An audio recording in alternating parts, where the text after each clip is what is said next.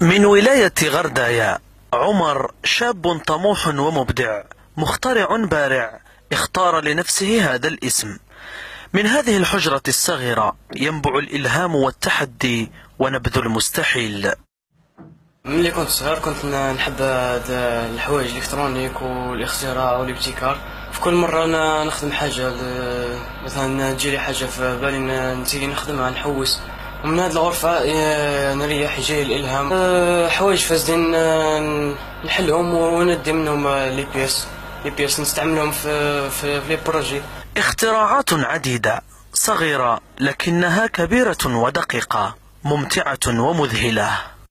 كما راكم تشوفوا هاد الشمبرة كامل نقدر نتحكم فيها كامل بلافوا، نعطي له الاوامر مثلا اوماغ تيرن اوف لايت، تيرن اوف بروجيكتور، تيرن اون بروجيكتور، تيرن اون فان، تيرن اوف all devices.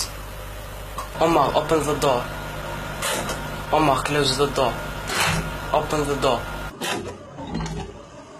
وقادر هذا واش يسموه البروجي يتعمم على كل دار. وكاين مثلا هاد لاسيركوي نخدمها كامل انا، هذا الشيما، و عندي بزاف اختراعات وابتكارات جد رائعه باش نشرفوا الجزائر ان شاء الله. لكن للاسف يصل بي الحال باش نحلهم وندي منهم الماتيريال باش نخدم به بروجي جديد.